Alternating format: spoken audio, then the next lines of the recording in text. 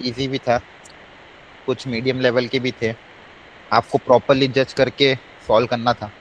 ठीक है, एक एक करके ट्राई करते हैं सारे वेराइटी ऑफ द क्वेश्चन। ठीक है, तो सबसे पहले क्वेश्चन नंबर 1। डायग्राम एक बार ड्रॉ करो सब लोग, दोनों कर्व का। ये क्वेश्चन भी टफ नहीं है, इजी मीडियम कैटेगरी में ही, और आपको मैंने मीडियम बोल सकते हो इसको। आपको मैंने इसका ग्राफ भी सिखा रखा है कि पूरे फंक्शन पे मॉड लगाने पे क्या होता है। तो पहले सब लोग y = 4 - x² इसका ग्राफ ड्रॉ करो। y = 4 - 4 x² का ग्राफ ड्रॉ करो।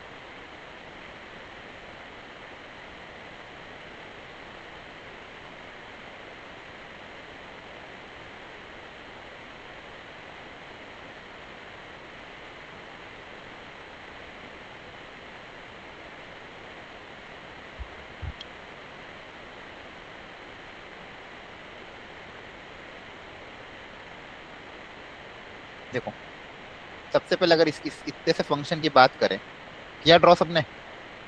यस। सिर्फ इतना सा फंक्शन। ये कौन सा टाइप ऑफ कर्व है, बताओ? कौन सा कर्व है ये?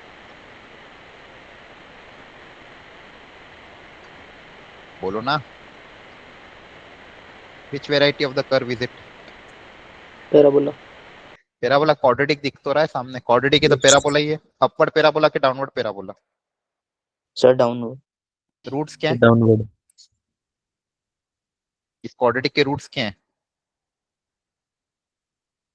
इतना टाइम लगता है, रूट्स क्या है इसके? एक्स की वैल्यू क्या रखे ताकि जीरो आंसर आए? सर 2। टू। और कौन सा रूट? प्लस एक ही रूट होगा क्या? सर +-2। तो फिर आधे अधूरी बातें क्यों बोल रहे हो आप लोग? सामने नहीं दिख रहा सब लोगों को? क्वाड्रेटिक 4 - x², इसके रूट्स +-2 होंगे। डाउनवर्ड पैराबोला और क्वाड्रेटिक के रूट्स क्या है? +-2। हाँ है ना? Yes sir. करो ड्रॉ आप। वो ड्रॉ करने के बाद ये सोचो पूरे फंक्शन पे मॉड लगाने पे भी ग्राफ में क्या चेंज आता था। सिखाया था मैंने आपको। पूरे फंक्शन पे मॉड लगाने पे भी ग्राफ में सर क्या चेंज आएगा। नेगेटिव वाला ही पॉजिटिव में आ जाएगा। हाँ, ड्रॉ करो। और दूसरा सर्कल है उसको भी ड्रॉ करो। वो देखो कौन सा एरिया आ रहा है दोनों कर्व के बीच में।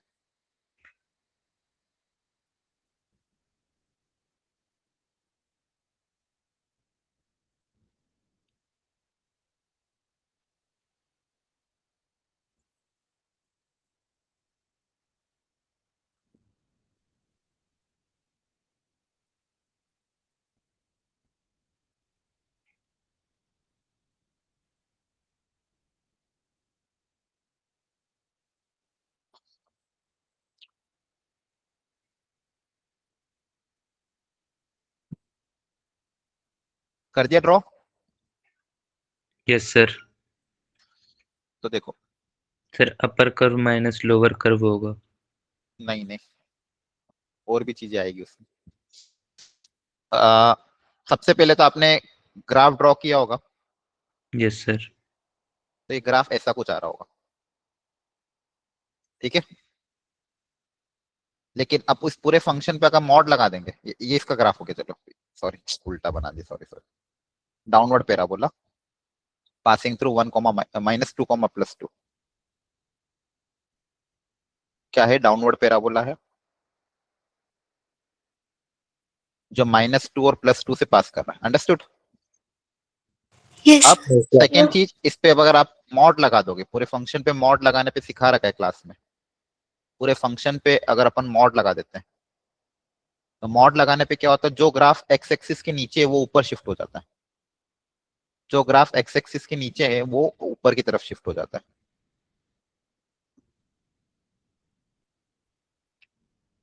ये ग्राफ होता है। -2 + 2। और दूसरा था आपका सर्कल, दूसरा आपका क्या था, सर्कल, जिसके रूट्स इसके सेंटर ओरिजिन है और यस सर। रेडियस कितनी, रेडियस 5। 5 है। 5। तो ये भी बहुत आसानी से ड्रॉ हो जाएगा, ये 5 और ये -5, Comma 0. ठीक है। Yes. एक्स की Yes. वैल्यू 5 और -5 पे आ रही है। अब बोला कि फर्स्ट क्वाड्रेंट में लेना है, इन दोनों कर्व के बीच में, रेड वाला और ग्रीन वाला, रेड और ग्रीन के बीच में फर्स्ट क्वाड्रेंट में कौन सा एरिया आ रहा है, रेड और ग्रीन के बीच में फर्स्ट क्वाड्रेंट में ये वाला एरिया। Yes, sir. तो आपको ये वाला शेडेड एरिया निकालना है।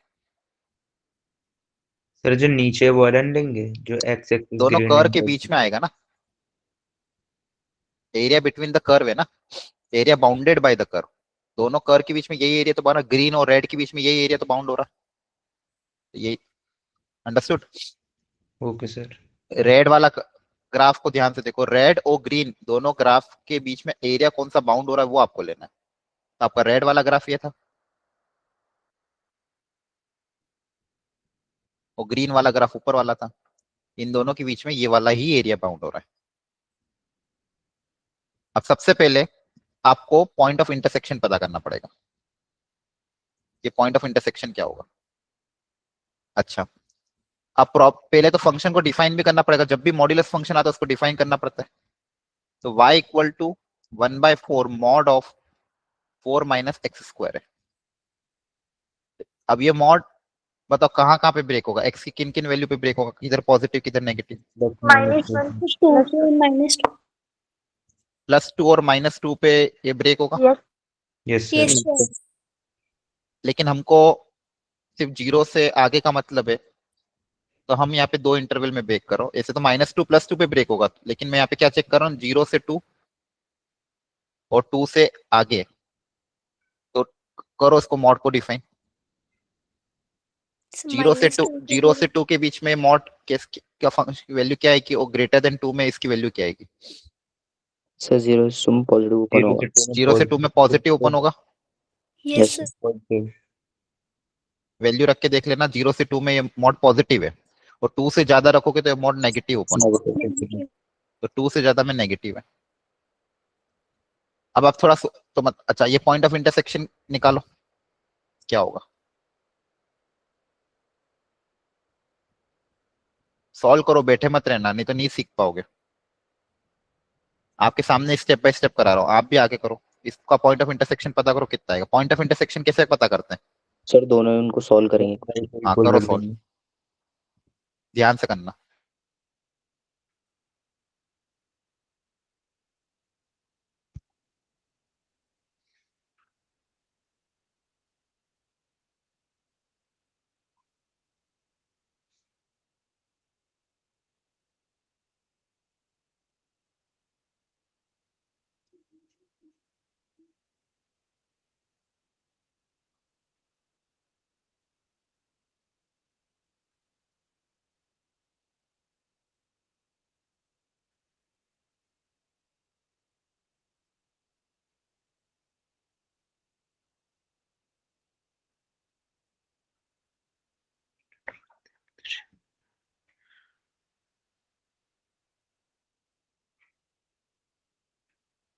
सर -3 और 7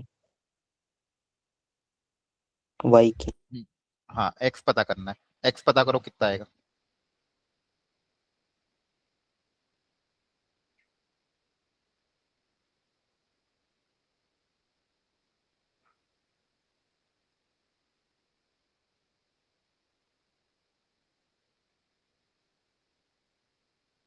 -16 and -24.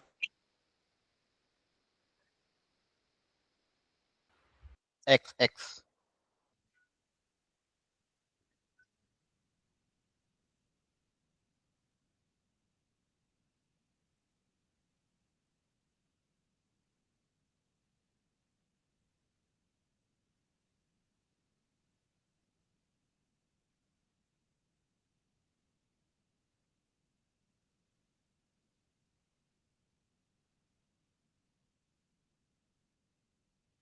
+-4. आप कौन सा लोगे वो बताओ ना फाइनल आंसर।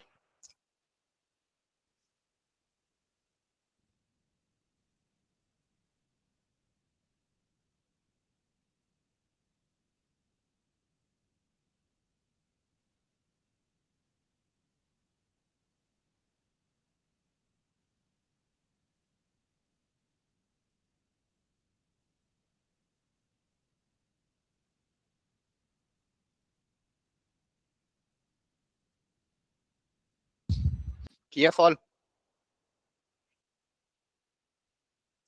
देखो ध्यान से, पहली बात, ग्रेटर देन 2 में ये वाला लेंगे एक तो, एक कर्व है y equal to -1/4 4 minus x square, ठीक है। आपको ग्रेटर देन 2 का ये पॉइंट पता करना था। तो इन दो ब्रांच में से इस वाले ग्राफ की ये वाली ब्रांच लेकिन नेगेटिव वाली, ग्रेटर देन 2 वाली। अब यहाँ से एक्स स्क्वायर निकालना आसान है, 4y equal to -4 plus x square. X square की वैल्यू कितनी आ जाएगी, 4 प्लस 4y। अब इस ग्राफ, रेड वाले ग्राफ से एक्स स्क्वायर आ गया, अब ग्रीन सर्कल वाले ग्राफ में पुटअप कर देंगे। सर्कल का ग्राफ क्या था, put in x square plus y square equal to 25। यहाँ एक्स स्क्वायर की वैल्यू पुटअप कर दोगे। दो कर को साथ में सॉल्व कैसे करते हैं, एक कर से वैल्यू निकाल के दूसरे कर में रखते हैं। यहाँ से वाई में क्वाड्रेटिक बनाना आसान था। इसके दो रूट्स आएंगे, 3 और -7। आपको पॉजिटिव लेना है, तो y इक्वल टू 3। अब y इक्वल टू 3 आ चुका है, अब y की वैल्यू 3 रख देंगे तो एक्स स्क्वायर आ जाएगा। एक्स स्क्वायर आएगा 16।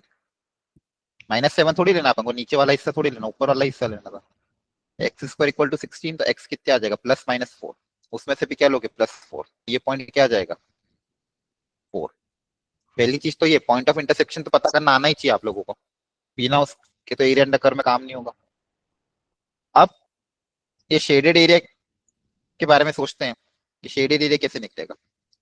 देखो, तो 0 से 4 में पहले मैं पूरा इंटीग्रेटेड अगर कर दूं, अब देखो इसमें थोड़ा सा दिमाग एक्स्ट्रा लगाना पड़ेगा, हल्का सा। अच्छा क्वेश्चन है, सुनो ध्यान से। जो कर्व उसको मैं अलग से बना रहा हूँ।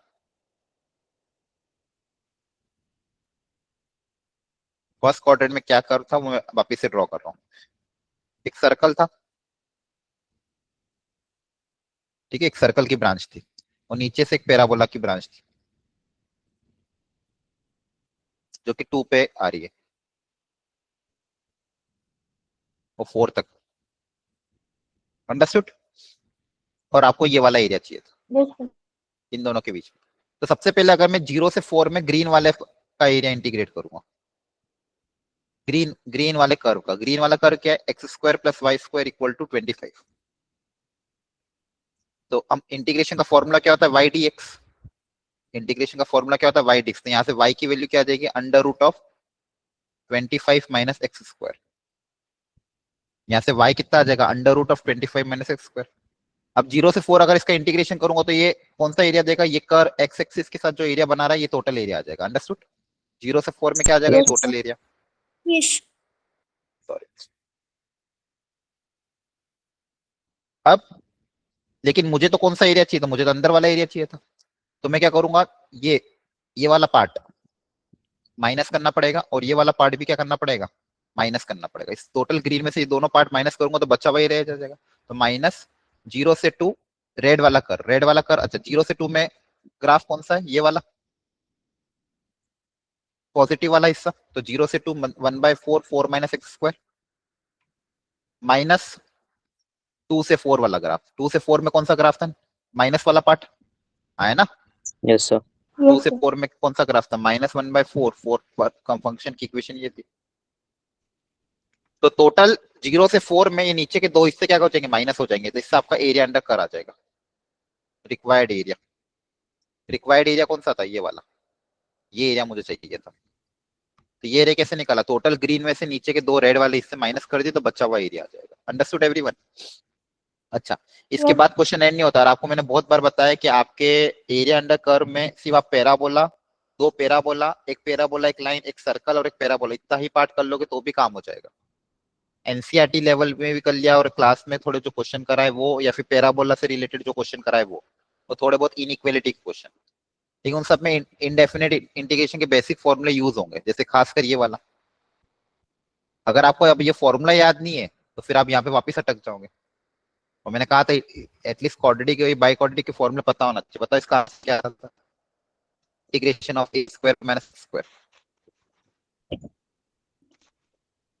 सर x बोलो। by 20 raised to minus x square minus a minus square square times sin inverse x by a। Into में और ए स्क्वायर बाय 2 इंटू में इनटू में थोड़ी, माइनस सर साइन से पहले स्क्वायर बाय 2 नहीं होगा? इसके बाद क्या आता है? Minus A square by So 2 minus sine a inverse square x by A.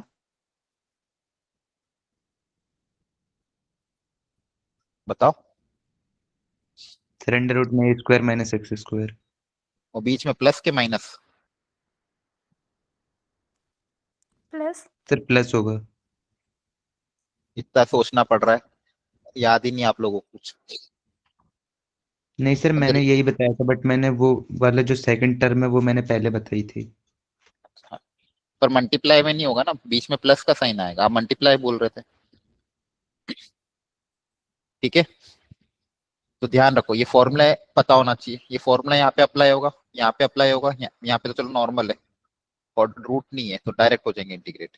Root वाले में ऐसे कुछ फॉर्मूले अप्लाई होंगे, तो आपको फॉर्मूले पता होना चाहिए, तो फिर एरिया अंडर कर्व का मान लो इजी क्वेश्चन भी आएगा और ये फॉर्मूले याद नहीं होंगे तो फिर नहीं हो पाए। एटलीस्ट इनडेफिनिट इंटीग्रेशन के फॉर्मूले पता ही होना चाहिए, वो तो एनसीईआरटी में भी है।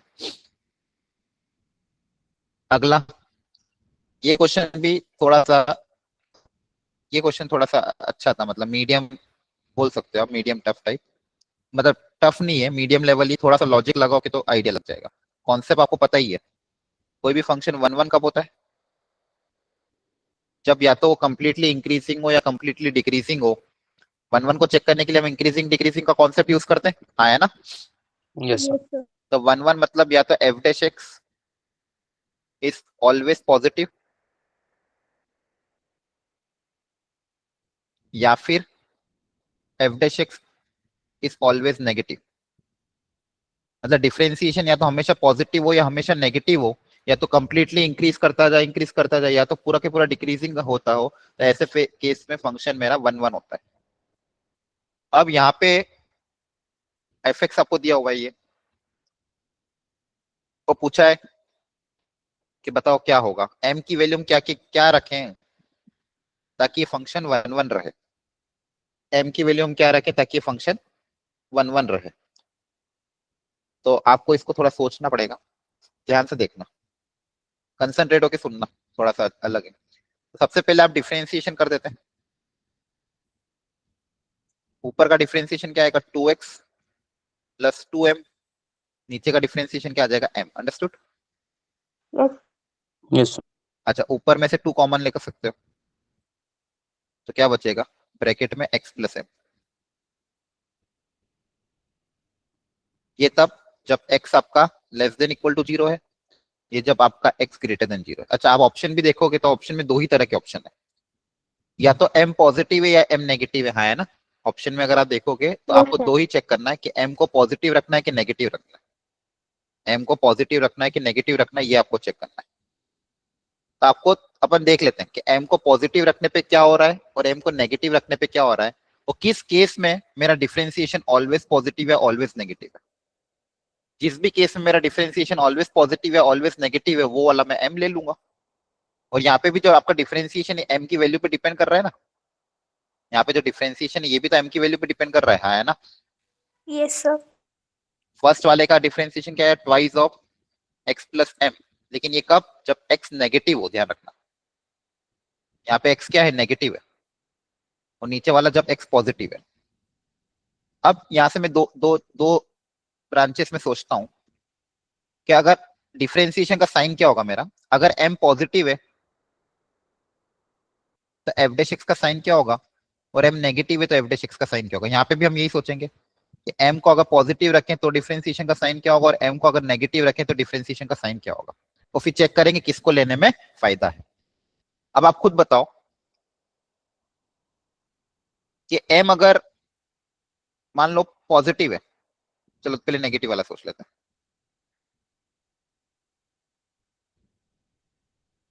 अगर यहाँ पे m को मैं नेगेटिव रख दूं, m को क्या रख दूं, नेगेटिव, x पहले से नेगेटिव है और m भी अगर नेगेटिव आ जाए तो बताओ डिफरेंशिएशन क्या होगा, नेगेटिव। नेगेटिव। नेगेटिव ही होगा। डिफरेंशिएशन क्या हो जाएगा, नेगेटिव हो जाएगा, है ना। अगर x तो पहले से नेगेटिव है, m को अगर मैं नेगेटिव रख दूंगा इस वाली ब्रांच में, तो f dash x is also negative. Clear है। Yes sir. सेकंड में आ जाता है। अब सेकंड में डिफरेंशिएशन पूरा के पूरा m पे डिपेंड कर रहा है, तो अगर m नेगेटिव हुआ तो f डैश x तो यहाँ तो नेगेटिव ही होना है। Yes sir. क्लियर है। तो देखो दोनों ही केस में m को नेगेटिव रखने पे मेरा काम हो रहा है। अब पॉजिटिव का भी आपको चेक करके दिखाता हूँ। अगर m पॉजिटिव है तो यहाँ पे आपका f डैश x क्या होगा, पॉजिटिव आएगा। Yes sir.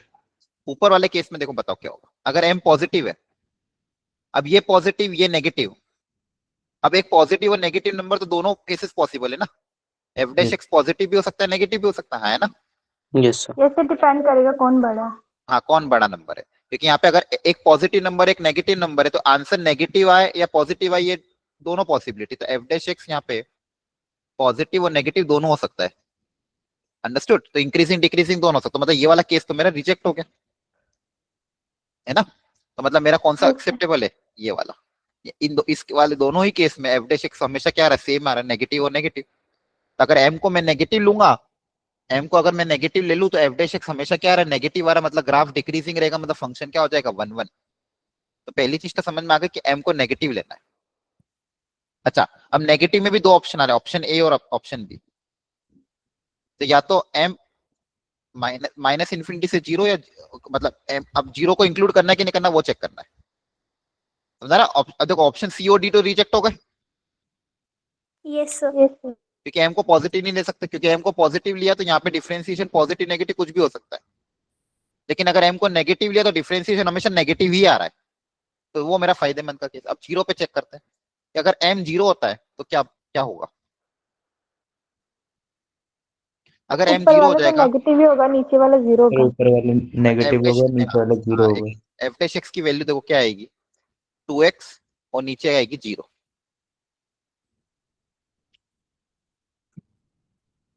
तो यहाँ पे आपको पहले ग्राफ देखना पड़ेगा, भाई ग्राफ कैसा बनेगा। अगर m जीरो हो जाए तो ग्राफ भी क्या बनेगा, एक बनेगा एक्स स्क्वायर माइनस 1 और नीचे बनेगा -1, अगर m जीरो हो जाए तो। ठीक है। तो अब यहाँ पे इसका ग्राफ अगर आप देखोगे, ये कब, जब x लेस देन जीरो, और ये कब, जब x ग्रेटर देन जीरो। तो ग्रेटर देन जीरो में आपका ग्राफ क्या आ रहा है, y equal to -1, constant line आएगी, y equal to -1। Greater than zero में क्या आ रहा है graph, y equal to -1। m को जीरो रखने पे, m को जीरो रखने पे ग्राफ क्या आ रहा है, y इक्वल टू -1। और लेस देन जीरो में क्या ग्राफ आ रहा है, एक्स स्क्वायर -1। तो ऐसा ये आपका ग्राफ है। तो क्या ये 1 1 है क्या, बताओ। Yes sir. यस। नहीं, कहाँ 1 1 कैसे चेक नहीं करते हो, सर, 2 पॉइंट्स पे सर टच जीरो वाले पे नहीं है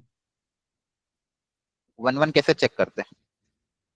सर, कॉन्टिन्यूसली इंक्रीजिंग या फिर सर, डिक्रीजिंग। लाइन का ग्राफिकल टेस्ट क्या होता है 1 1 का, सर स्ट्रिक्टली या तो इंक्रीजिंग हो या फिर डिक्रीजिंग। ग्राफिक वो तो चलो ठीक है, Sir, graphical horizontal test, line. Horizontal line test. Line का yes Yes, sir. sir. Horizontal line अगर ड्रॉ करने पे ग्राफ को अगर एक ही जगह कट करता है तो 1 1 होता है। अब यहाँ पे हॉरिजॉन्टल लाइन ड्रॉ करोगे तो ग्राफ को तो इनफाइनाइट पॉइंट पे कट कर जाएगा ना, तो ये क्या हो जाएगा, many 1। Yes sir. Yes sir. ये मैनी 1 है, मतलब m को जीरो अलाउड नहीं होगा। तो आपका आंसर क्या आ जाएगा, A. Understood. Yes sir. Yes sir. ये वाला किया था कि छोड़ दिया था, तो हो गया था। ये आसान क्वेश्चन था। P of A plus P of B दिया हुआ है, कंडीशनल प्रोबेबिलिटी का फॉर्मूला भी अप्लाई हुआ है, एक बार देख लो सब लोग। A and B are independent event, पहली बात। तो इंडिपेंडेंट इवेंट की कंडीशन क्या होती थी, P A union B probability of A intersection B equals to probability of A into probability of B. हाँ, इंटरसेक्शन इंडिपेंडेंट का मतलब होता है कि इंटरसेक्शन का जो प्रोबेबिलिटी हो वो A और B के प्रोडक्ट के बराबर हो, पहली बात तो ये। अब जो कंडीशन क्वेश्चन में गिवन है उसको सॉल्व करते हैं। P of A plus P of B की वैल्यू हमको गिवन है, P of A plus P of B की वैल्यू गिवन है 3/4। अब एक कंडीशनल प्रोबेबिलिटी आपको क्वेश्चन में देती, P of A bar upon B. अभी कंडीशनल प्रोबेबिलिटी का फॉर्मूला आपका होता था पी, जो दिए उनका intersection divided by P of B. ठीक है, कंडीशनल प्रोबेबिलिटी का फॉर्मूला क्या होता है, जो ऊपर और नीचे दोनों है, ऊपर उसका इंटरसेक्शन आएगा, नीचे उसका नीचे वाला पार्ट नीचे आ जाएगा। तो ये कंडीशनल प्रोबेबिलिटी का फॉर्मूला है, जिसको ध्यान रखना है। इसकी वैल्यू भी आपको गिवन है 2/5, और आपको पूछा इंटरसेक्शन की वैल्यू क्या होगी। इंटरसेक्शन तो कैसे निकलेगा, पी ऑफ ए और पी ऑफ बी का प्रोडक्ट। ठीक है, अब इसको सिंप्लीफाई कर लेते हैं। अब न्यूमरेटर में क्या है, ए बार इंटरसेक्शन बी। अब आपको अगर ऐसे विजुअलाइज नहीं होता है कि ए बार इंटरसेक्शन बी में क्या आएगा, तो आप वेन डायग्राम बनाया करो। जैसे वेन डायग्राम से किया। वेन डायग्राम से ये चीजें विजुअलाइज इजीली होती है। ये मान लो ए सेट है, ये मान लो आपका बी सेट है। अब ए bar intersection B, A bar intersection B, A बार मतलब ए को छोड़ के सब कुछ, ए को छोड़ के सब कुछ का बी के साथ अगर इंटरसेक्शन लोगे तो ये वाला हिस्सा आएगा, ये वाला हिस्सा आएगा। ए को छोड़ के सब कुछ का बी के साथ इंटरसेक्शन में कौन सा हिस्सा आएगा, ये वाला। अब ये वाला हिस्सा मतलब ओनली ए, ओनली बी। ओनली बी कैसे निकालते बी हैं, में से कॉमन वाला निकालेंगे। हाँ, बी में से कॉमन वाला पार्ट माइनस कर दो, divided by P of B.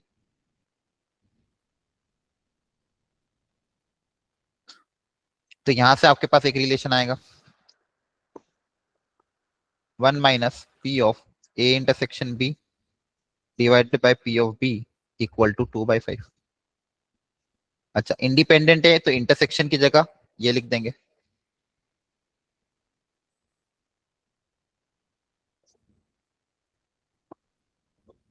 यहां से ये कैंसिल हो गया।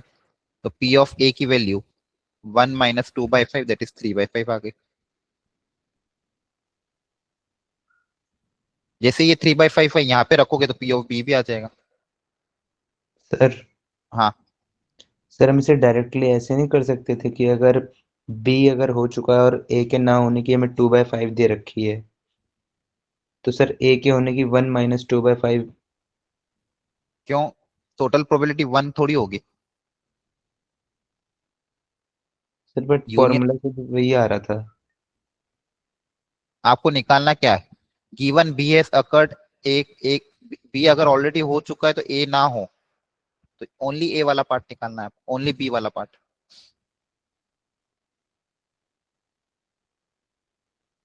यहाँ से पी ऑफ बी आ चुका है, पी ऑफ ए पता है, पी ऑफ बी पता है, दोनों का प्रोडक्ट कर दो,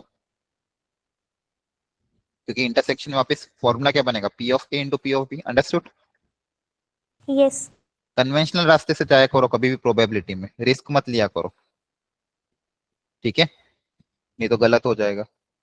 चेक कर लेना है कैलकुलेशन, यहाँ पे कुछ गड़बड़ हुई है क्या, चेक करो। पी ऑफ ए प्लस, अच्छा 3/4 दिया हुआ था, हाँ, तो ये 1 माइनस 3/4 आएगा। P of A plus P of B 3/4 था, तो ये आएगा 1 माइनस 3/4, तो ये आ जाएगा 1/4। तो एक आया था 3/5, एक आया 1/4, जाएगा 3/20।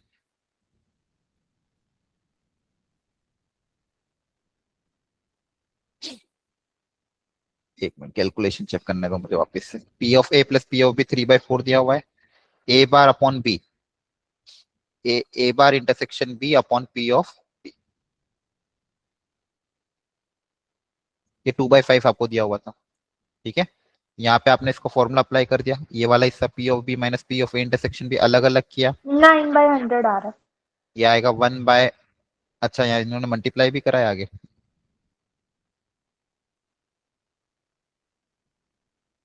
3/20।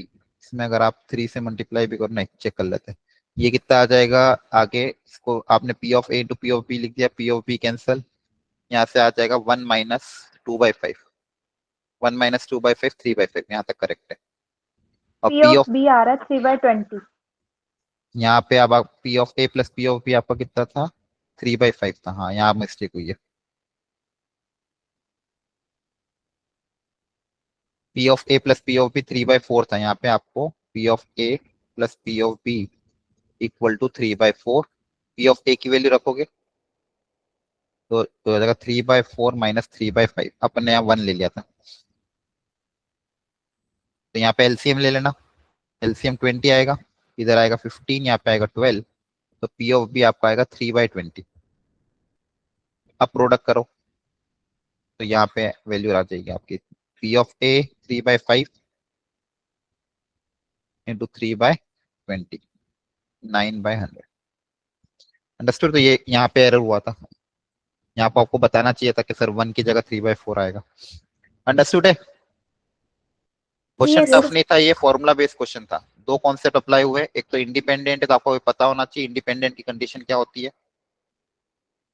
सेकेंड चीज, एक इक्वेशन क्वेश्चन में ऑलरेडी गिवन थी, और थर्ड चीज आपको कंडीशनल प्रोबेबिलिटी का फॉर्मूला कैसे अप्लाई करते वो आना चाहिए। तो तीनों फंडामेंटल पे बेस्ड था ये, बस कैलकुलेशन ढंग से करना। अगला क्वेश्चन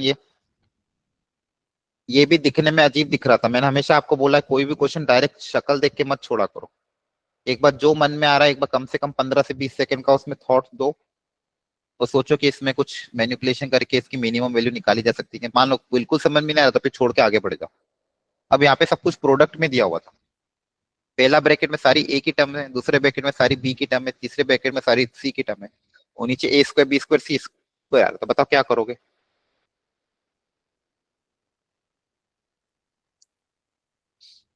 क्या करोगे? सर कॉमन निकाल सकते हैं सब में से। कॉमन भी निकाल सकते हो या फिर इसको अलग अलग डिवाइड ही कर दो, है ना। कॉमन भी निकाल सकते हो या डिवाइड कर दो, क्योंकि ए स्क्वायर बी स्क्वायर सी स्क्वायर है तो डिवाइड ही मार दो। तो डिवाइड मारोगे तो कितना हो जाएगा? करो डिवाइड। ए स्क्वायर को इससे डिवाइड कर देते हैं, बी स्क्वायर को इससे डिवाइड कर देते हैं, और सी स्क्वायर को इससे डिवाइड कर दो। तो 7b A square plus 1 by A square. हाँ, और फिर उसके बाद सोचो मिनिमम वैल्यू निकालने के लिए क्या करेंगे। यहाँ पे डिवाइड करोगे, यहाँ पे 1 क्रिएट होगा, एक 1/a² क्रिएट होगा, तो 1/a² प्लस 1। यहाँ बी स्क्वायर से डिवाइड करेंगे तो एक बी स्क्वायर आएगा, एक 1/b² आएगा, और एक आएगा 7। यहाँ आएगा सी स्क्वायर, एक आएगा 1/c², और एक आएगा 11। अब देखो आपके पास बहुत स्टैंडर्ड चीज है, A square plus 1/a², B square plus 1/² plus C square plus 1/²। अब आपको निकालना है मिनिमम। क्या निकालना है? मिनिमम। तो आपको ये सोचना पड़ेगा ये मिनिमम कब होगा, ऐसी हम क्या वैल्यू रखे ताकि मिनिमम आए। ए बी सी की वैल्यू हम क्या रखें ताकि मिनिमम आए, हमको लॉजिक लगाना पड़ेगा। यहाँ पे तो डायरेक्ट नहीं दिख रहा है, इसको थोड़ा और सिंप्लीफाई कर लेते हैं मिनिमम निकालने के लिए। तो इसको मैं परफेक्ट स्क्वायर के टर्म्स में लिख लूँ।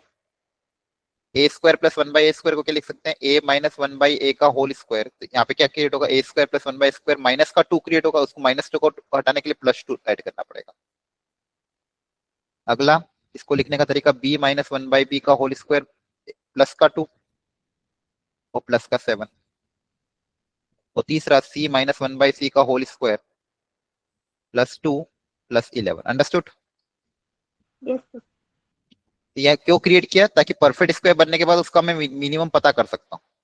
परफेक्ट स्क्वायर बन जाएगा तो फिर मिनिमम लॉजिकली निकाल लेंगे। तो ये +3 b माइनस 1/b का whole square +9 c minus 1/c का होल स्क्वायर +13। अब मुझे बताओ किसी भी नंबर का स्क्वायर की मिनिमम वैल्यू क्या होती है?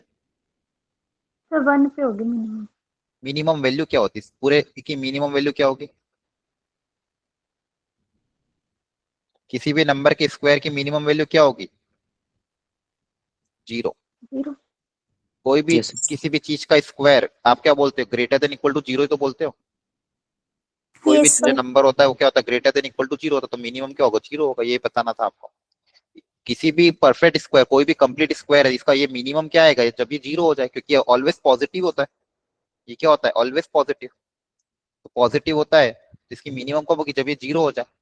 तो ये मिनिमम कब होगा? जब ये 0 हो जाए, ये 0 और ये 0। इसलिए मैंने परफेक्ट स्क्वायर बना। यहाँ मैं नहीं बोलूंगा कभी मिनिमम क्या क्या होगा। यहाँ बोल सकता हूँ कि होल स्क्वायर है तो मिनिमम के लिए कंप्लीट स्क्वायर क्या होगा? 0 होगा। तो आपके पास मिनिमम में क्या आ जाएगा? 3 × 9 × 30। अंडरस्टूड? Yes. और दूसरा एक और तरीका था, आपको मैंने बता रखा, मिनिमम मैक्सिमम निकालने के लिए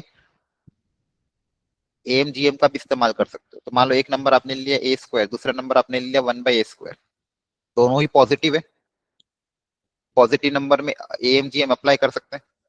इनका अर्थमेटिक मीन क्या होगा और इनका ज्योमेट्रिक मीन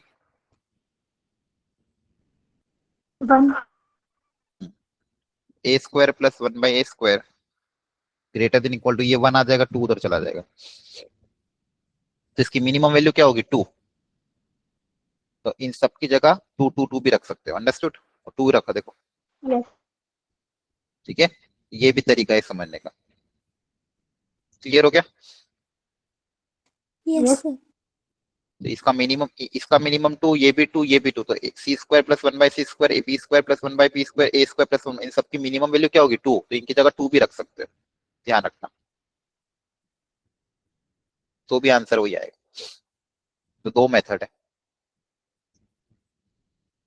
अगला अगला भी ये क्वेश्चन डुएबल था, क्वाड्रेटिक और सीक्वेंस सीरीज का मिक्स कॉन्सेप्ट पे। सबसे पहले पढ़ो क्वेश्चन जल्दी से। इसके रूट से p1 और p2, इसके रूट से q1 और q2, x² + bx + c = 0 के रूट से p1 p2। दूसरे जो क्वाड्रेटिक है cx² + bx + a, इसके रूट से q1 और q2।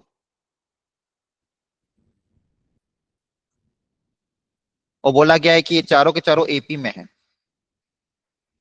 ये चारों के चारों किस में है, एपी में है। तो जब भी इक्वेशन पता हो, रूट्स पता हो, तो हम sum of the coefficient, sum of the root और प्रोडक्ट ऑफ द रूट में रिलेशन डेवलप करते हैं। तो यहाँ से मैं लिख लेता हूँ, जैसे अगर बात करें p1 + p2 -b/a होगा, Minus b by. और p1 p2 c/a, C by. और सेकंड में भी q1 + q2 -b/c, और q1 q2 a/c। तो ये तो क्वाड्रेटिक का कॉन्सेप्ट अप्लाई कर दिया, इतना तो आता ही है सबको। Yes. क्वाड्रेटिक के रूट्स लिख लिए, sum of the root, product of the root निकाल लिया। अब मुझे बताओ इसमें क्या इनका कॉन्सेप्ट अप्लाई प्रोडक्ट होगा, रेसिप्रोकल. इसमें क्या अप्लाई होगा, अगर ये चारों नंबर एपी में है तो इसमें क्या कॉन्सेप्ट अप्लाई करोगे। Sir, 2q1 = p1 + p2 and 2p2 = q1 + q2. Simple format use करो ना, अगर 4 नंबर आपके एपी में है तो क्या कॉन्सेप्ट होगा, कैसे एपी को चेक कैसे करते हो, कॉमन डिफरेंस इक्वल होना चाहिए। कोई भी 4 नंबर Yes. एपी में होगा, कॉमन डिफरेंस क्या होना चाहिए, इसका इसके साथ डिफरेंस और इसका इसके साथ डिफरेंस क्या होना चाहिए, बराबर होना चाहिए, तभी तो एपी में होगा। Yes, Yes, sir. sir. आगे वाली टर्म का पीछे वाली टर्म के साथ जो डिफरेंस होना चाहिए, q1 - p1 it should be equal to q2 - p2, then only these are in AP। अब p1 p2 को साथ में कलेक्ट कर लो तो q1 - q2 should be equal to p1 - p2।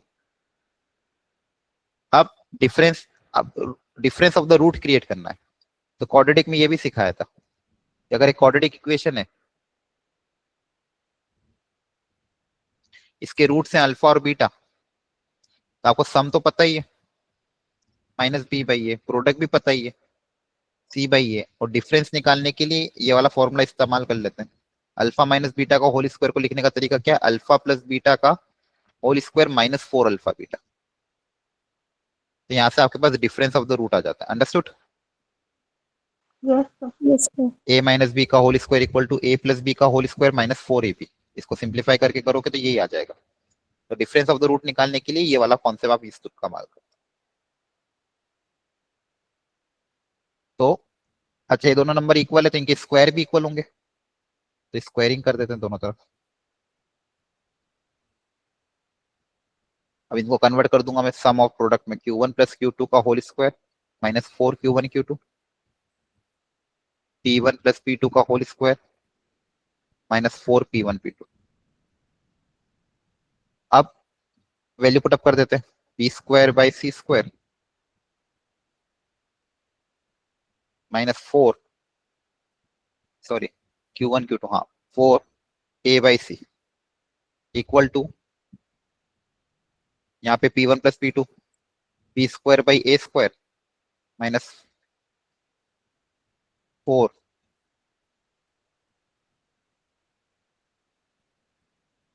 A by C by A, sorry, understood. Sum और product की value put up Yes, कर sir. दी यहाँ से, एलसीएम लोगे तो क्या आएगा, सर LCM दोनों साइड ऊपर बी स्क्वायर माइनस 4ac बन रहा है, वो कैंसिल हो जाएगा। डायरेक्ट कैंसिल नहीं करते मैथ्स में। मैंने क्या सिखाया, कभी भी कोई भी चीज फैक्टर कभी भी डायरेक्ट यस कैंसिल सर, मत वो करो। 0 के इक्वल नहीं होनी चाहिए। हाँ, तो आपको पहले चेक करना पड़ेगा, जस्टिफाई करना पड़ेगा कि 0 के इक्वल है कि नहीं है, और नीचे बनेगा सी स्क्वायर और इधर बनेगा ए स्क्वायर। ऊपर ये सेम फैक्टर आ रहा है, अब ऊपर आ रहा बी स्क्वायर माइनस 4ac जो कि आपको होता है डिस्क्रिमिनेंट डी। अब कैपिटल डी यहाँ पे 0 हो सकता है या नहीं हो सकता, ये चेक करना है। तो यहाँ पे हमको एक चीज की थी क्वेश्चन में, इस क्वाड्रेटिक के ये जो टर्म्स है, सॉरी ए Q1 Q2 ये डिस्टिंक्ट है, मतलब ये टर्म्स अलग अलग है, means the roots are distinct. Roots Yes. कैसे होंगे, डिस्टिंक्ट होंगे, क्योंकि हमको क्वाड्रेटिक के रूट्स हैं P1 P2 Q1 Q2 और ये चारों के चारों डिस्टिंक्ट दिए, तो रूट्स डिस्टिंक्ट है, मतलब डिस्टिंक्ट रूट का d ग्रेटर देन 0 होगा। d मतलब बी स्क्वायर माइनस 4ac, तो यहाँ पे आपका d क्या है, greater than 0, not equal to 0 है, तो अब इसको आप कैंसिल कर सकते हैं। तो यहाँ से आपके पास आएगा A square equal to C square, या फिर A square by C square equal to 1। तो ए बाई सी की वैल्यू आ जाएगी प्लस माइनस 1, मतलब रेशियो आपका, आपको वही निकालना था, ए बाई सी का रेशियो या तो 1 होगा या माइनस 1 होगा, दो ऑप्शन में दोनों ही गिवन है। वापिस आपको चेक करना पड़ेगा कि 1 लेके माइनस 1 ले। इसके लिए आप क्या कर सकते हो, देखो अगर आपने मान लो 1 ले लिया और माइनस 1 ले लिया, दोनों से चेक कर लेते हैं। ए बाई सी अगर आपका 1 हो गया, मतलब ए इक्वल टू सी, अरे ए इक्वल टू सी हो जाए, जैसे यहाँ पे अगर सेकंड इक्वेशन में सी की जगह ए रख दूं, ए की जगह सी रख दूं, दोनों ही क्वाड्रेटिक क्या हो जाएगी, सेम हो जाएगी, चेक कर लो। ए की जगह अगर आप सी रख दोगे तो बोथ दोनों के दोनों क्वाड्रेटिक आपकी क्या हो जाएगी, सेम। अगर दोनों क्वाड्रेटिक सेम हो गई तो P1 P2 और Q1 Q2 क्या हो जाएंगे, इक्वल हो जाएंगे, तो फिर डिस्टिंक्ट नहीं आएंगे, डिस्टिंक्ट नहीं आएंगे, understood. Yes. If A equal to C means both quadratic will become same.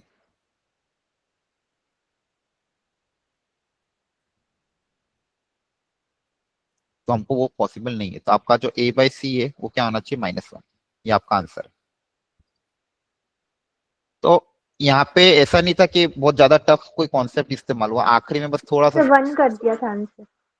हाँ 1 नहीं होगा, आखिरी में बस आपको थोड़ा लॉजिक आपको सोचना पड़ेगा कि ये जो दिया हुआ था question, sum of the root अपने निकाला, प्रोडक्ट ऑफ द रूट निकाला, एपी में दिया हुआ था, एपी की कंडीशन सिंपल अप्लाई करिए, एक ही कंडीशन होती है एपी की, कॉमन डिफरेंस इक्वल हो, वहां से हमको डिफरेंस ऑफ द रूट मिला। डिफरेंस ऑफ द रूट कैसे निकालते हैं वो भी पता है, तो आपने पूरे क्वेश्चन को सम और प्रोडक्ट के टर्म्स में ब्रेक किया, आपके पास क्या रिलेशन आया, A square equal to C square, मतलब ए बाई सी की दो वैल्यू आ रही थी +-1। अब दोनों में से कौन सी ले, तो रख के देख ली, जब ए को सी के बराबर रख के देखा तो भी दोनों क्वाड्रेटिक सेम आ रही, तो वो पॉसिबल नहीं है क्योंकि डिस्टिंक्ट बोला है। तो ये आपको क्वेश्चन का हर वर्ड काम आ रहा है सब जगह, डिस्टिंक्ट में यहाँ पे भी काम आया कि उस फैक्टर को कैंसिल कर दें, और डिस्टिंक्ट ये भी काम डिसाइड करने में काम आया कि ए बाई सी की वैल्यू 1 नहीं हो सकती।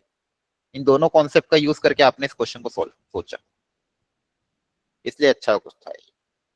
और यहाँ पे भी आपने देखा कि क्वेश्चन को अलग अलग किया, एक कॉन्सेप्ट अपने A M greater than equal to G M लगा दिया, ये पीएनसी का डायरेक्ट फॉर्मूला बेस्ड क्वेश्चन था, यहाँ पे थोड़ा दिमाग लगाना था, यहाँ पे ग्राफ ड्रॉ करना था, ठीक है। तो इस पेपर के हर क्वेश्चन में बहुत अच्छे अच्छे कॉन्सेप्ट है।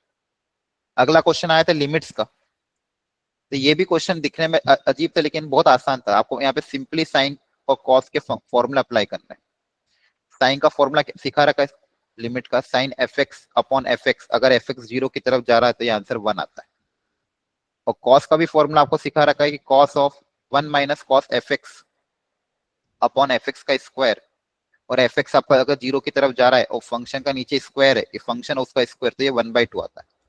ये दो फॉर्मूले हमारे लिमिट्स के स्टैंडर्ड फॉर्मूले। तो यहाँ पे साइन के अंदर, अब देखो एग्जाम में पूरा लिखने की जरूरत नहीं, साइन स्क्वायर के अंदर एक फंक्शन है, तो इसको हटाने के लिए इसी इसके स्क्वायर से मल्टीप्लाई करना पड़ेगा, इसी के स्क्वायर से डिवाइड करना पड़ेगा, है ना, क्योंकि होल स्क्वायर है। और दूसरा आपके पास क्या था, कॉस 1 माइनस कॉस के अंदर एक फंक्शन, तो इसके अंदर जो फंक्शन है उसका स्क्वायर से मल्टीप्लाई, इसके स्क्वायर से डिवाइड, क्योंकि आपको 1 minus F X upon F X square create करना है। तो अब ये sine F X upon F X का होल स्क्वायर हो जाएगा। ये क्या हो जाएगा, sine F X upon F X का होल स्क्वायर, ये कितना हो जाएगा 1। यहाँ पे हो जाएगा cos 1 minus cos F X upon, अच्छा ये रेसिप्रोकल है तो ये कितना हो जाएगा 2। अंडरस्टूड। Yes. तो आपका 2 कांस्टेंट बाहर आ जाएगा, आपके पास क्या बचेगा, ऊपर में इस साइन वाले फंक्शन का स्क्वायर, साइन के अंदर का फंक्शन क्या था x cube plus x square plus x minus 3 का होल स्क्वायर, और डिनोमिनेटर में क्या बचेगा, कॉस के अंदर जो फंक्शन है उसका स्क्वायर। अभी भी x को 1 रखोगे तो 0/0 बन रहा है, मतलब x इक्वल टू 1 इसको सेटिस्फाई कर रहा है, मतलब x इक्वल टू 1 इसका फैक्टर होगा कहीं ना कहीं। इसके दो Yes. तरीके हैं, या तो इसको फैक्टराइज कर दो x माइनस 1 को अलग करके, या एल हॉस्पिटल अप्लाई करो। तो हमको दिख रहा है ऑलरेडी x इक्वल टू 1 इसका फैक्टर है, तो आपका करना फैक्टराइज कर देना। एक फैक्टर तो इसका x माइनस 1 होगा ही, और बच्चे हुए कुछ ना कुछ क्वाड्रेटिक होगी, और नीचे भी इसका एक फैक्टर x माइनस 1 होगा, और बचा हुआ फैक्टर आपका हो जाएगा x माइनस 3। क्लियर है। यहाँ से वापस से जैसे लिमिट इक्वल हो रही है, आपका कैंसिल हो जाएगा, जैसे कैंसिल हो जाएगा x की जगह 1 रखना, आपका आंसर आ जाएगा। तो ये लिमिट्स का क्वेश्चन था, जहां पे दो स्टैंडर्ड हमारी लिमिट्स जो थी 1 minus cos F X upon F X, वो वाला फॉर्मूला मैंने इस्तेमाल किया। 1 minus cos F X upon F X का स्क्वायर 1/2 होता है, और sine F X upon F X 1 होता है, लेकिन यहाँ पे स्क्वायर था तो sine square F X upon F X का स्क्वायर क्रिएट किया। ठीक है, तो इस क्वेश्चन को वापस रीट्राई कर लेना। Yes.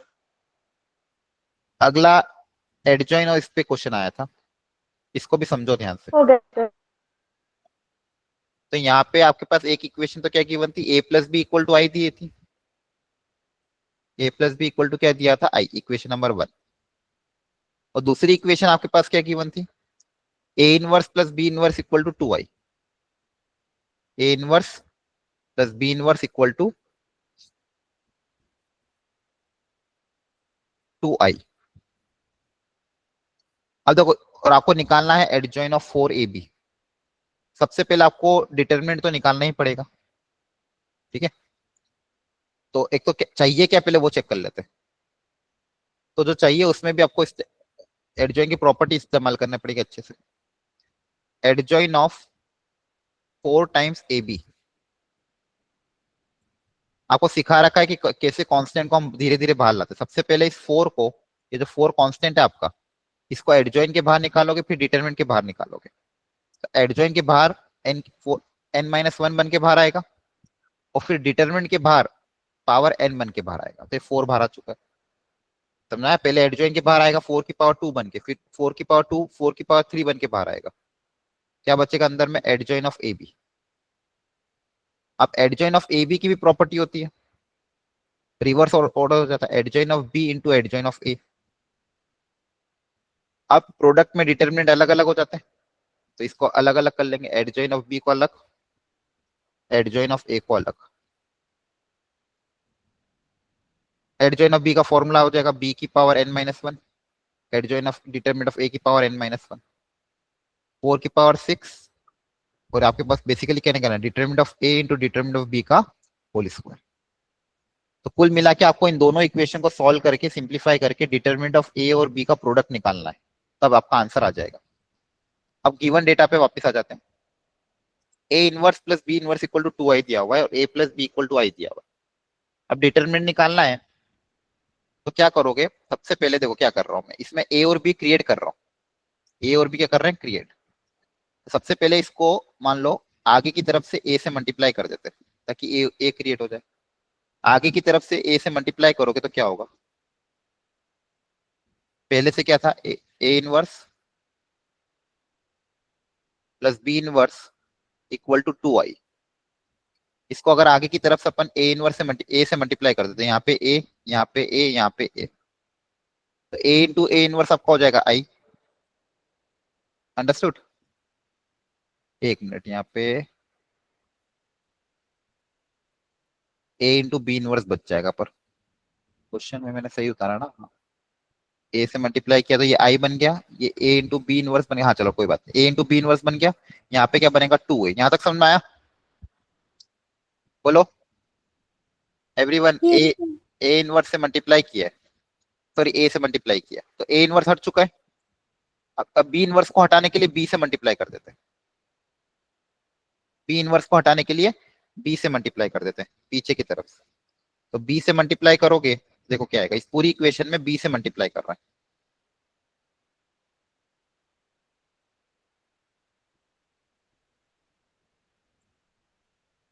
तो यहाँ पे बचेगा आई इंटू बी, बी के बराबर, B into B inverse I के बराबर है, और ये हो जाएगा 2ab। ये बी, ये वापस आई बन जाएगा, और ये तो यहाँ पे आपके पास तो क्या आ गया, a प्लस बी की वैल्यू किसके बराबर आ गई, 2ab के बराबर। अच्छा a प्लस बी क्वेश्चन में किसके बराबर दिया था, आई के बराबर, तो इसकी जगह आई आ जाएगा, तो I equal to twice of A B. तो मैट्रिक्स जो है ए और बी, उसका प्रोडक्ट कितना आ रहा है, 1/2 इंटू आई। यहाँ तक समझ में आया। Yes. अब मुझे क्या चाहिए था, डिटर्मिनेंट चाहिए था, तो मुझे चाहिए डिटर्मिनेंट, तो दोनों तरफ डिटर्मिनेंट ले लो।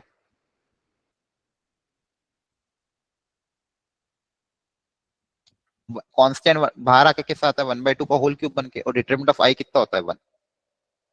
1/2 बाहर कैसे आएगा, 1/2 का क्यूब बन के, 1/2 बाहर कैसे आएगा, 1/2 का होल क्यूब बन के, है ना। चेक कर लेना कैलकुलेशन। और डिटर्मिनेंट ऑफ आई आपका 1 होता, तो डिटर्मिनेंट ऑफ ए बी की वैल्यू 1/2 का होल क्यूब आ गई, तो इसको यहाँ पुट अप कर देते हैं।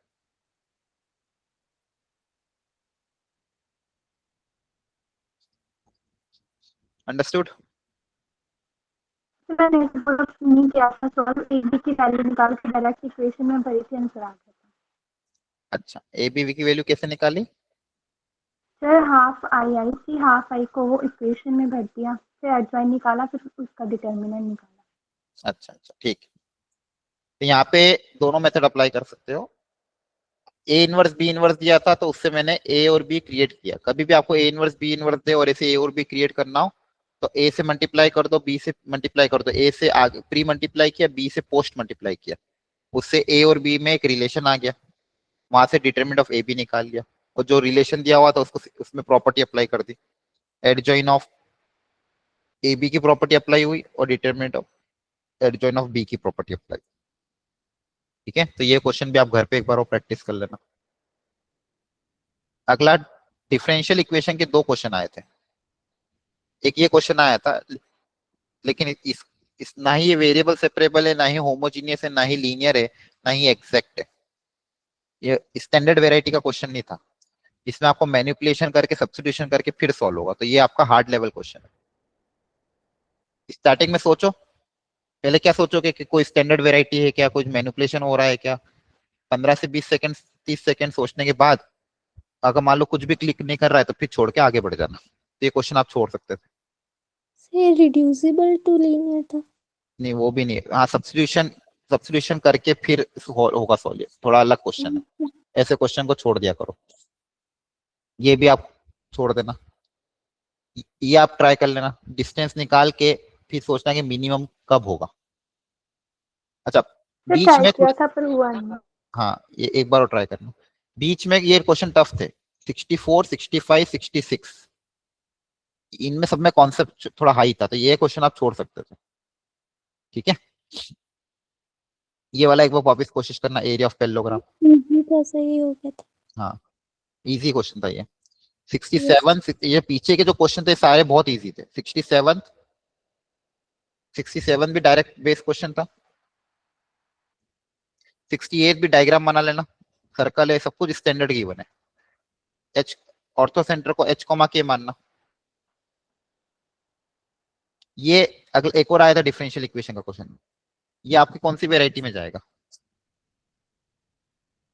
Linear, homogeneous, variable separable, exact, कौन से में है। सर dx बाय dy वाली टर्म क्रिएट करके। यहाँ पर कौन सी वेराइटी है, सर वेरिएबल से वेरिएबल सेपरेबल। ये क्वेश्चन डुएबल है, इसको आप कर लेना। Understood. Yes sir. Yes sir. ठीक है, इसके बाद ये 67 तो 68, ये दोनों क्वेश्चन भी इजी थे, खासकर 67, सॉरी 71। 71 में आपको सिंपल पीएनसी का कॉन्सेप्ट अप्लाई करना है। एक तो ये क्वेश्चन भी आप करना, तो मैंने आपको 1 2 3 और ये 4, ये चारों क्वेश्चन आपको ट्राई करना है खुद से, क्योंकि ये इजी लेवल क्वेश्चन था, आखिरी आखिरी में आए थे लेकिन इजी लेवल था। ये कोनिक सेक्शन का क्वेश्चन था, ये थोड़ा टफ था क्योंकि ये स्टैंडर्ड कोनिक नहीं है, इंक्लाइंड कोनिक है। ठीक है, ये बहुत पहले जेई में पूछा जाता था। इसमें कॉन्सेप्ट क्या लगता है एक्चुअली, इसको इसको क्या कहते हैं, स्टैंडर्ड फॉर्मेट में बनाना पड़ता है। जैसे यहाँ पे पहले तो आप 5 कॉमन लोगे, इन दोनों ब्रैकेट में से 5 कॉमन लोगे तो 5 स्क्वायर बन के बाहर आएगा, 5 स्क्वायर उधर चला जाएगा। सुनना ध्यान से, यहाँ क्या बचेगा, x माइनस 10 का होल स्क्वायर, सॉरी 5 कॉमन लेने के बाद x माइनस 2 का होल स्क्वायर, और यहाँ बचेगा y माइनस 3 का whole square equal to 3x minus 4y plus 7 का होल स्क्वायर डिवाइडेड बाय, वो 5 स्क्वायर नीचे आएगा तो 25, और एक 4 पहले से पड़ा हुआ। अब यहाँ पे ध्यान से देखोगे तो 3x माइनस 4y है, तो under root of A square plus B square का जो हम फॉर्मूला लगाते हैं, तो A square plus B square की वैल्यू 5 आ रही है, सॉरी 25 आ रही है। Root of A square plus B square की वैल्यू क्या है 25, तो 25 को इसके साथ कंबाइन किया जा सकता है, तो इस 1/4 को अलग। यहाँ पे बेसिकली क्या है, 3x minus 4y plus 7 upon 5 का होल स्क्वायर, और इधर आपके पास है x minus 2 plus y plus 3 का होल स्क्वायर। ठीक है, अब आपको मैंने अभी थोड़े दिन पहले जब अभी कोनिक सेक्शन का इंट्रोडक्शन करवाया था, याद करो सबसे पहला जब हम कोनिक सेक्शन स्टार्ट कर रहे थे, पहली लाइन क्या बताई थी कोनिक सेक्शन में, कोनिक कैसे डेवलप हुए थे। सबसे पहले फंडामेंटल कॉन्सेप्ट क्या था, एसेंट्रिसिटी वाला। ये एक फिक्स लाइन होती है जिसको हम बोलते हैं डायरेक्ट्रिक्स, और एक फिक्स पॉइंट होता है जिसको हम बोलते हैं फोकस। याद आ रहा है? Yes sir. और उसमें मैंने आपको बताया था कोई भी जनरल पॉइंट P, उसका फोकस से और डायरेक्ट्रिक्स से डिस्टेंस का जो रेशियो होता है उसको एसेंट्रिसिटी बोलते हैं। तो PF upon PM is equal to E। E is the eccentricity of the ellipse. तो PF क्या है, एक पॉइंट का फोकस से डिस्टेंस। PF क्या है, एक पॉइंट का फोकस से डिस्टेंस, हाँ है ना। यस। और PM क्या है, एक पॉइंट का लाइन से डिस्टेंस। तो देखो PF में क्या आ रहा है, distance between 2 point, distance between 2 points, और PM मतलब distance of point x, y from line. अच्छा, आपने को सिखा रखा है कि एक पॉइंट है मान लो कोई भी x1, y1, एक लाइन है मान लो ax plus by plus c equal to 0। एक पॉइंट का एक लाइन से परपेंडिकुलर डिस्टेंस d का फॉर्मूला क्या होता है, ax1 plus by1 plus c upon under root of a square plus b square, ये फॉर्मूला आता है। Yes sir. ax1 plus by1 plus c upon under root of a square plus b square, ये एक point का एक line से perpendicular distance d का formula आता है। अब यहाँ पे भी देखो ऐसा ही क्रिएट हो रहा है, 3x minus 4y plus 7 upon 5, मतलब बेसिकली एक पॉइंट का लाइन से डिस्टेंस है, yes. Distance of point x, y from some line. और यहाँ पे भी क्या, एक पॉइंट, दो पॉइंट के बीच में डिस्टेंस, दो पॉइंट के बीच में डिस्टेंस का फॉर्मूला क्या होता है, x2 माइनस x1 का whole square plus y2 minus y1 का होल स्क्वायर। तो इसको इंटरप्रेट कैसे करेंगे, basically this is nothing but distance between x, y and 2, minus 3, उसका स्क्वायर है। इन दोनों के बीच में डिस्टेंस का स्क्वायर, इन दोनों के बीच में डिस्टेंस देखो क्या आएगा, under root of x minus 2 का whole square plus y plus 3 का होल स्क्वायर, उसका स्क्वायर दिया हुआ है इक्वल टू, ये जो है क्या है, एक पॉइंट x, y का एक line 3x minus 4y plus 7 से डिस्टेंस का स्क्वायर है। ये जो ये क्या है, इस पॉइंट का इस लाइन से डिस्टेंस का स्क्वायर, और यहाँ पे भी जो ये आ रहा है, अंडरस्टूड।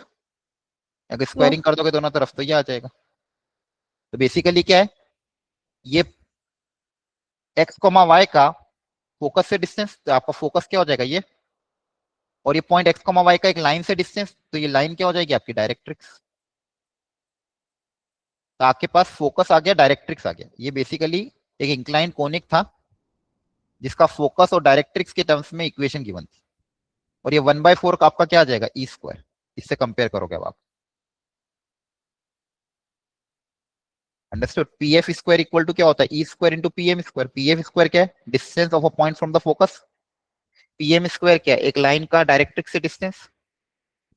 तो दोनों को हमने इक्वेट कर दिया, तो हमारा एक लाइन, एक पॉइंट का एक इससे डिस्टेंस, और ये हो गया, अंडरस्टूड हो गया। यस ठीक है, ठीक है। तो ये यहाँ से आपके पास क्या क्या चीजें आ गई बेसिकली, एक सेकेंड। आपको दो चीजें पता चली, इस पूरे ये जो कोनिक है, उस कोनिक की डायरेक्ट्रिक्स की इक्वेशन है 3x माइनस 4y प्लस 7, और इस कोनिक का जो फोकस है वो है 2, -3, और एसेंट्रिसिटी आपको दे दी है, ई स्क्वायर 1/4 था तो ई 1/2। और आप एक्सिस की भी इक्वेशन निकाल सकते हो। एक्सिस क्या होती है, डायरेक्ट्रिक्स से परपेंडिकुलर और फोकस से पास होने वाली जो लाइन होती है उसको बोलते हैं एक्सिस। ये आपकी एक्सिस की इक्वेशन आ जाएगी, अंडरस्टूड। यस ठीक है, अब यहां से आपको फिर अब सोचना कि आगे लेंथ ऑफ मेजर एक्सिस। पहला बस मेरा यही काम था कि मुझे आपको सिखाना था कि कभी इंक्लाइंड, वैसे इंक्लाइंड आपके चांसेस कम ही है कि इंक्लाइंड कोनिक आपके आए, लेकिन यहाँ पे बस कॉन्सेप्ट बहुत अच्छा था इसलिए आपको मैंने बता दिया। आर एल एच एस में क्या दिया हुआ था, डिस्टेंस बिटवीन 2 पॉइंट, और आर एच एस में क्या दिया हुआ था, एक पॉइंट का लाइन से डिस्टेंस। तो कंपेयर करके हमने ये पता कर लिया कि फोकस 2,3 होगा और डायरेक्ट्रिक्स की इक्वेशन ये होगी, और एसेंट्रिसिटी 1/4 होगा। ठीक है, ओके। एक ये भी क्वेश्चन अच्छा था कि एक क्वाड्रेटिक इक्वेशन गिवन है, तो के की वैल्यू क्या होगी, ताकि ये जो ग्राफ है इसके 5 नॉन डिफरेंशिएबल पॉइंट है। नॉन डिफरेंशिएबल पॉइंट है मतलब 5 जगह शार्प कॉर्नर है। अब ये जो क्वाड्रेटिक है, इस क्वाड्रेटिक को आप अलग अलग तरीके से इसका ग्राफ ले सकते हो, क्योंकि क्वाड्रेटिक है, अपवर्ड पैराबोला वाली, या तो ये ग्राफ ऐसा होगा, या फिर ऊपर से चला जाएगा, या टच करके जाएगा, टच करके जाएगा, या ऊपर से चला जाएगा। अब आपको क्या लेना था, F mod of F x. अब किस, कौन से वाले ग्राफ में 5 आपके शार्प कॉर्नर आएंगे ये चेक करना है। तो पहले फर्स्ट इसका, ये आपका y equal to F X का ग्राफ है मान लो। अब आपको क्या ड्रॉ करना है, सबसे पहले एफ ऑफ मॉड एक्स का सोचना है तो कि एफ ऑफ पहले मॉड, वाले में एक्सेस के नीचे वाला ऊपर चला जाएगा। नहीं, F of mod x, mod x में क्या होता है, एक्स पे मॉड लगने पे क्या होता है, पूरे फंक्शन पे मॉड की बात नहीं कर रहा हूँ, एक्स पे मॉड लगने पे क्या होता था, एक्स पे मॉड लगने पे याद करो, जैसे मान लो ये ग्राफ, ये पता होना चाहिए सबको, ये ग्राफ है, इधर मान लो एक ट्राइंगल है, इधर मान लो रेक्टेंगल है, ये मान लो y equal to F X है।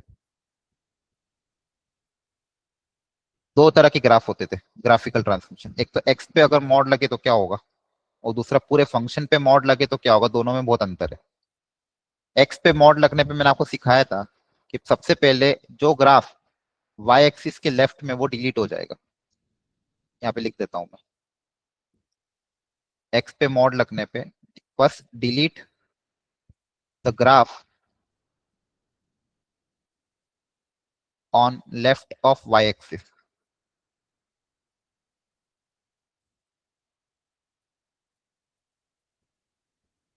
और फिर सेकेंड पार्ट, ये डिलीट करने के बाद जो ग्राफ राइट में है उसका मिरर इमेज लेफ्ट में बन जाएगा।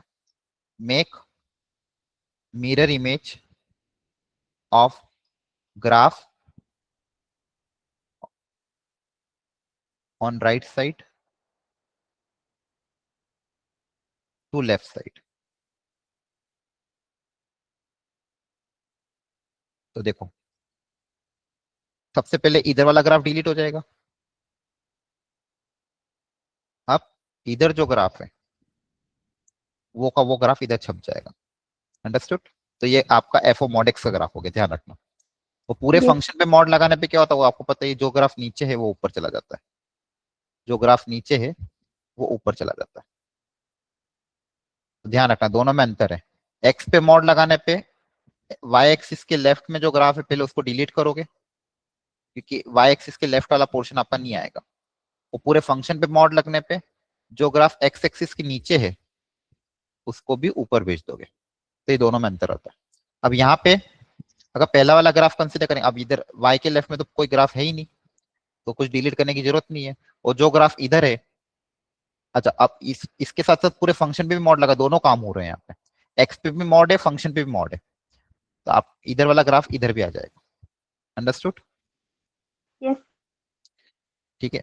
अच्छा ये तो क्या हो गया, एक्स पे मॉड लगने पे ये हो गया। अब पूरे फंक्शन पे जब मॉड लगेगा तो क्या होगा, ये हमने अभी एक्सेस पे नीचे वाला ऊपर हाँ, नीचे वाला भी ऊपर चल जाएगा, तो नीचे वाला भी जो ऊपर चल जाएगा तो आपका ग्राफ ऐसा बनेगा, इधर ऐसा, फिर यहाँ से ऐसा। अब यहाँ देखो 1 2 3 4 और 5 पॉइंट ऑफ नॉन डिफरेंशिएबिलिटी, मतलब ये वाला ग्राफ आपका एक्सेप्ट हो जाएगा, बाकी आपके रिजेक्ट हो जाएंगे, बाकी केस में इतना नहीं आएगा। और इस केस में दोनों के दोनों रूट्स भी पॉजिटिव होने चाहिए, अगर एक पॉजिटिव एक नेगेटिव हुआ तो भी नहीं बनेगा। तो आपकी कंडीशन क्या है, एक तो दोनों आपके मतलब दो डिस्टिंक्ट रूट आना चाहिए, दोनों पॉजिटिव भी आना चाहिए, मतलब इस क्वाड्रेटिक का जो टी होना चाहिए, इस क्वाड्रेटिक का ग्रेटर देन 0। टी आपका होगा ग्रेटर देन 0, और प्रोडक्ट ऑफ द रूट भी ग्रेटर देन 0 होना चाहिए। प्रोडक्ट ऑफ द रूट मतलब c बाई a की वैल्यू भी ग्रेटर देन 0 होनी चाहिए। तो ये कंडीशन और ये कंडीशन, इन दोनों कंडीशन को आपको इंटरसेक्शन लेना है।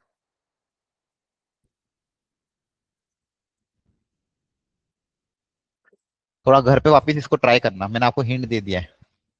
यहाँ पे दो चीजें थी, एक्स पे मॉड था और पूरे फंक्शन पे भी मॉड था, तो ग्राफ कौन सा आना ये ट्रीट करना था। क्वेश्चन की कंडीशन के हिसाब से 5 पॉइंट चाहिए थे नॉन डिफरेंशिएबिलिटी के, तो 5 पॉइंट नॉन डिफरेंशिएबिलिटी के इस फर्स्ट वाले केस में ही बनेंगे, बाकी केस में आप ग्राफ बना बना के देख लेना, तो आपको 5 पॉइंट नहीं मिलेंगे, कम मिलेंगे।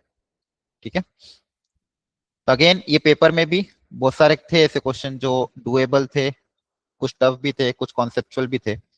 आपको वापस से रिट्राई करना चाहिए इस पेपर को ढंग से, और वापस आपका कल फिर एक पेपर है, मंडे को हम वापस पेपर डिस्कशन पे आ जाएंगे, और ट्यूसडे को मोस्ट प्रोबेबली हम वेक्टर 3D का जो अपना पेंडिंग उस दिन रह गया था उसको हम डिस्कशन कर देंगे, वेक्टर 3D, और आगे देखते फिर जो जो भी होगा उसके हिसाब से कर लेंगे। ठीक है। तो ये पेपर को वापस रीअटेम्प्ट कर लेना, और इसके अलावा अगले पेपर के लिए फॉर्मूला शीट रिवाइज कर लेना, और जो गलतियां हो रही इन पेपर में उनको रिपीट मत करना।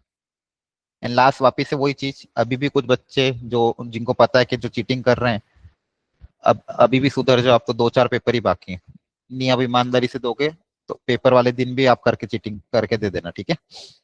Okay, thank you.